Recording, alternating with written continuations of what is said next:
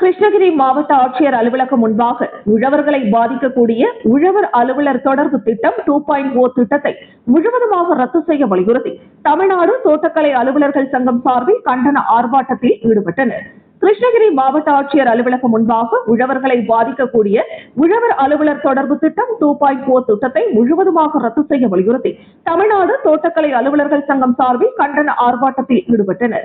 உதவி தோட்டக்கலை இணை இயக்குநர் ஆறுமுகம் தலைமையில் நடைபெற்ற இந்த கண்டன ஆர்ப்பாட்டத்தின் போது வேளாண் துறையால் உழவர் அலுவலர் தொடர்பு திட்டம் 2.0 என்ற திட்டமானது கடந்த 2025ஆம் ஆண்டு இறுதியில் அவசர கதியில் கொண்டுவரப்பட்டதால் வெவ்வேறு கல்வி தகுதியும் மற்றும் தொழில்நுட்பங்களையும் கலப்பதினால் விவசாயிகளின் நலன் பாதிக்கப்படும் என்பதால் அரசாணை எண் 252 கிராமங்களுக்கு ஒரு களப்பணியாளர்கள் என அரசாணையில் குறிப்பிடப்பட்டுள்ளது. ஆனால் நடைமுறையில் 20% களப்பணியாளர்களுக்கு மட்டுமே 3 முதல் 4 கிராமங்களும் மீதமுள்ள 80% களப்பணியாளர்களுக்கு 8 முதல் 22 கிராமங்கள் வரை ஒதுக்கீடு செய்யப்பட்டுள்ளது. மேலும் 1183 ஹெக்டேர் பரப்பளவிற்கு ஒரு களப்பணியாளர் என பணி ஒதுக்கீடு செய்யப்பட வேண்டும். ஆனால் 40% களப்பணியாளர்களுக்கு மட்டுமே 1183 ஹெக்டேர் பரப்பளவு ஒதுக்கப்பட்டுள்ளது. மீதமுள்ள 55% களப்பணியாளர்களுக்கு 1300 முதல் 4000 ஹெக்டேர் வரையிலான பரப்பளவு ஒதுக்கீடு செய்து அதிக பணி சுமை கொடுக்கப்பட்டுள்ளது. எனவே விவசாயிகள் மற்றும் களப்பணியாளர்கள் ஆகிய இருவரையும் பாதிக்கும் இந்த திட்டத்தினை முற்றிலும் ரத்து செய்ய கோரி அரசின் கவனத்தை ஈர்க்கும் வகையில் இந்த கண்டன ஆர்ப்பாட்டம் நடைபெற்றுள்ளதாக தெரிவிக்கப்பட்டது. தோட்டக்கலை துறை அலுவலர்களின் கவன ஈர்ப்பு ஆர்ப்பாட்டம், மாநிலம் தழுவிய ஆர்ப்பாட்டம், மாவட்ட தலைவரின் ஆர்ப்பாட்டம், வெள்ளட்டும் சிறக்கட்டும், வேளாண் துறை நிர்வாகமே ரத்து செய், உழவர் அலுவலர் தொடர்பு திட்டம் உடனடியாக ரத்து செய்,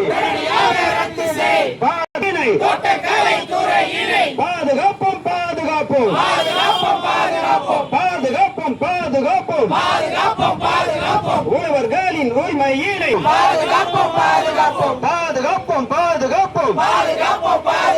தோட்டக்கலை துறை மூலம் தமிழக அரசு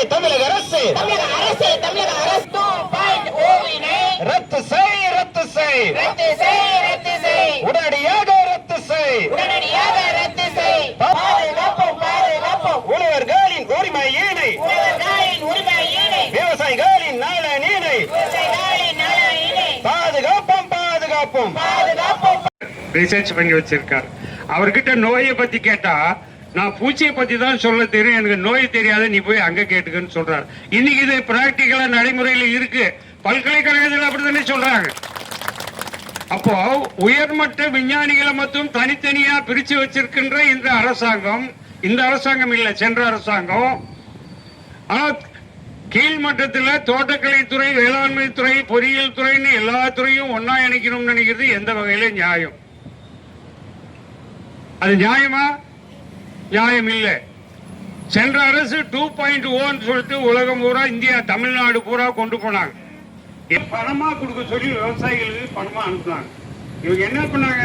பணத்தை கொடுக்காம இன்புட்ஸ் நுண்ணூட்ட சத்துக்கெல்லாம் கொடுக்குறோம் அப்படின்னு சொல்லிட்டு தேவையில்லாதெல்லாம் ஸ்டேட் லெவல்ல மந்திரியை கொள்முதல் பண்ணி தலையில கட்டினார். இதுல பெரும்பாலான விவசாயிகள் வாங்கி குப்பையில் கூட போடல, பயனற்று போச்சு. அது பணமா அந்த விவசாயிகளுக்கு கொடுத்திருந்தா அந்த பணம் போய் அந்த விவசாயிகள் தன்னுடைய பயிருக்கு என்ன தேவையோ அதை வாங்கி பண்ணியிருப்பாங்க. இப்ப வேளாண்மை துறையிலிருந்து ஒரு அதிகாரி விட்டு மாமரத்துல ஒரு பூச்சி, கண்ணுக்கு தெரியாத பூச்சி மாங்காயை தாக்குது.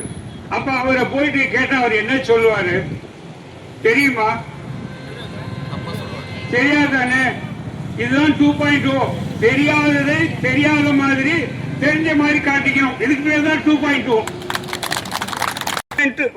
சரியில்லை, மாற்றணும்னு நாங்களும் தமிழ்நாடு பூரா பிரச்சாரம் பண்ணோம்.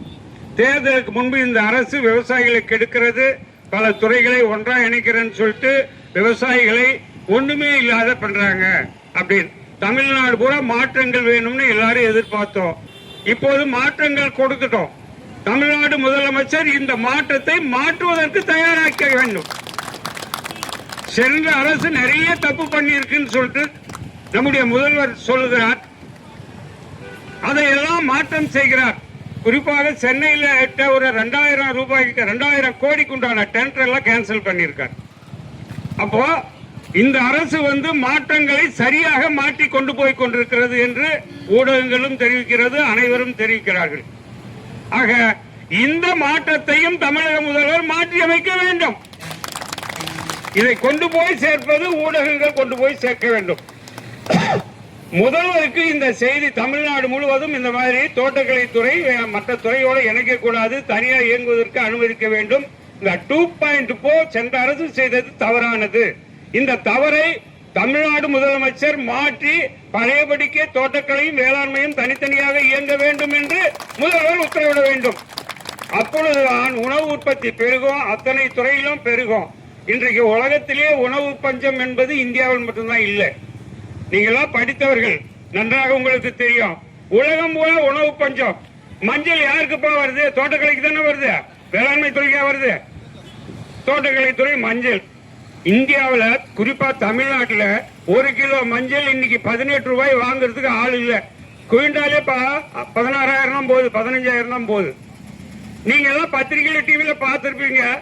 பக்கம் இருக்கிற சிலோன்ல படகுல 50 கிலோ 100 கிலோ மஞ்சளை கடத்தின்னு போனா இது கடத்தல்னு பிடிச்சாங்களா? டிவியில பாத்தீங்களா? இது யாருடைய பொருள்? தோட்டக்கலையினுடைய பொருள். மஞ்சள் என்பது தோட்டக்கலையினுடைய பொருள். இது சிங்கப்பூர்ல கொண்டு போய், இது சிலோன்ல கொண்டு போய் 1 கிலோ 1.5 லட்சம் ரூபாய்க்கு வித்திருக்கா. 1 கிலோ மஞ்சள் 1.5 லட்சம் ரூபாய்க்கு வித்திருக்கா.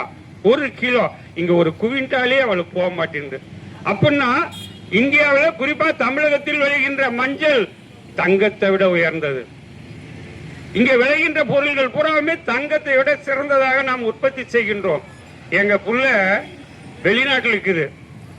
அரிசி 1 கிலோ 2,500 3,500 ரூபாய் வாங்குறாங்க. 1 கிலோ அரிசி. அப்படின்னா ஒரு தோசை என்ன விலை? 1,500 ரூபாய் ஒரு தோசை. ஒரு இட்லி 3,500, 350 ரூபாய் 400 ரூபாய் ஒரு இட்லி. உலகம் பூராவே உணவு பஞ்சம். இந்தியாவின் மீது ட்ரம்ப் ஜனாதிபதி இருக்காரு, அமெரிக்க ஜனாதிபதி, அவர் அடிக்கடி மிரட்டுறது எதுக்கு மிரட்டுறார்? இந்தியாவில் உள்ள அருமையான தோட்டக்கலை பயிர்கள், உணவு பயிர்கள் அதிகமா உற்பத்தி பண்ணி கம்மி விலைக்கு கிடைக்குது, வரியே இல்லாம இங்கிருந்து கொள்ளடிச்சுன்னு போயிடலான்னு பாக்குறேன். இதற்கும் சிலதெல்லாம் அனுப்புகிறார்கள். இந்தியாவில் இருந்து மற்ற நாடுகளுக்கு எந்தெந்த நாடு இந்தியாவை மிரட்டினால் இந்தியா மிரள்கிறதோ அந்த நாடுகளுக்கு வரி இல்லாம ஏற்றுமதி பண்ணிடுறான். போப்ப என்ன இவன் ரொம்ப ராவடி பண்றான், போனா போட்டு 4 கப்பல் அனுப்பு, 10 கப்பல் அனுப்பு, அனுப்பிச்சிடுறான். கேட்காதவனுக்கு அனுப்புறது இல்லை. சங்கம், தமிழ்நாடு அரசு ஊழியர் சங்கத்தின் சங்கம் வெல்லட்டும் வெல்லட்டும் வெல்லட்டும். தோட்டக்கலைத்துறை அலுவலர்களின் கவன ஈர்ப்பு ஆர்ப்பாட்டம், மாநிலம் தழுவிய ஆர்ப்பாட்டம், மாவட்ட தலைநகர் ஆர்ப்பாட்டம். வெல்லட்டும் வெல்லட்டும் அரசே, தமிழக அரசே, தமிழக அரசே, தமிழக அரசே, துறை நிர்வாகமே ரத்து செய், ரத்து செய், ரத்து செய், ரத்து செய், ரத்து செய், ரத்து செய், ரத்து செய், ரத்து செய், ரத்து செய். பாதுகாப்போம், பாதுகாப்போம், பாதுகாப்போம், பாதுகாப்போம், தோட்டக்கம் பாதுகாப்போம், பாதுகாப்போம், உழவர்களின் உரிமையை பாதுகாப்போம். தோட்டக்கலை துறை மூலம், தோட்டக்கலை தொழில்நுட்பம் பாதுகாப்போம். இதுதான் எங்கள் கோரிக்கை, இன்றைய நாளின் கோரிக்கை. ஒரே வர்க்கம், இங்கே நாட்டின் உழைக்கும் வர்க்கம். அணிசேருங்கள், அணிசேருங்கள், அணிசேருங்கள் தோழர்களே. விவசாயிகளை தென்னாட்டு சைடு நெல் விளையும் பகுதியில் கருத்து கணிப்பு கேட்டு ஒருபட்சமாக கருத்து அரசாங்கம் தெரிவிக்கப்பட்டது மிகப்பெரிய ஒரு வருத்தமான விஷயம். ஏன்னா படித்ததுக்கும் வேலை செய்கிறதுக்கும் சம்மந்தம் இல்லாத வேலையை அவங்க செஞ்சிட்டு இருக்காங்க. வேளாண்மை படிப்புன்றது வேறு, தோட்டக்கலை படிப்புன்றது வேறு, இன்ஜினியரிங் வேறு. ஒவ்வொரு டிபார்ட்மெண்ட்டும் ஒவ்வொரு இது படிப்பு தனித்தனியாக வேலைகள் இருக்குது. எல்லாமே ஒன்றிணைக்கும் போது அரசு ஊழியர்களுக்கும் கஷ்டம், விவசாயிகளுக்கு கஷ்டம். அரசாங்கம் வந்து பொறுத்த வரைக்கும் பார்க்கும்போது பார்த்தீங்கன்னா விவசாயிகளை வைத்து தான் டெமோவே பார்க்குறாங்கன்னு நினைக்கிறேன். ஏன்னா எல்லாமே லாஸ் ஆகிறது வந்து விவசாயம் தான். தற்போதைய வந்து தோட்டக்கலை பயிர்னு பார்க்கும்போது மிகப்பெரிய ஒரு பாதிப்பை தான் ஏற்படுத்திட்டு வந்திருக்கு. ஏற்கனவே நீங்கள் தோட்டக்கலை படித்தவங்களே ரொம்ப கஷ்டப்பட்டு எங்களுக்கு அந்த மருந்தெல்லாம் ரெஃபர் பண்ணிட்டு இருக்கீங்க. அப்படி இருக்கும்போது வேளாண்மை வந்து இணைக்கும் போது பார்த்தீங்கன்னா மிகப்பெரிய ஒரு கஷ்டமாக இருக்குது. ஏற்கனவே நம்ம இது வேளாண்மை அக்ரி மினிஸ்டர் கிட்டே நம்ம அன்னைக்கே எடுத்து கொடுத்துருக்கோம். சேலத்தில் ஒரு கடிதமும் கொடுத்துருக்கோம். இந்த மாதிரி சேர்க்கும் பொழுது எல்லா விதத்திலும் எல்லா விவசாயிகளுக்கும் பாதிப்பு, அதிகாரிகளுக்கும் பாதிப்பு. இது வந்து தமிழக அரசு வந்து கண்டிப்பாக கவனத்தில் கொண்டு ஒவ்வொரு வேலையும் அவங்க வேலையை செய்ய விடணும். 2.0 வந்து ரத்து செய்ய வேணும்ன்றதான் நாங்கள் கேட்டுருக்கோம் சார். எல்லா விவசாயிகளும் ரத்து செஞ்சால் மட்டும்தான் சிறப்பாக இருக்கும் என்று நாங்கள் வந்து கருத்தில் கொண்டு நாங்களும் தமிழக முதல்வர் அவர்களோட மனுவும் கொடுத்துட்ருக்கோம். விவசாய பக்கமும் கொடுத்துட்ருக்காங்க, அதிகாரியும் கொடுத்துட்ருக்காங்க. வரும் பட்ஜெட்டில் வந்து அது தனித்தனியாக பிரித்து தமிழக அரசு அரசாணை வெளியிடணும்னு கேட்டுக்கொள்கிறோம்.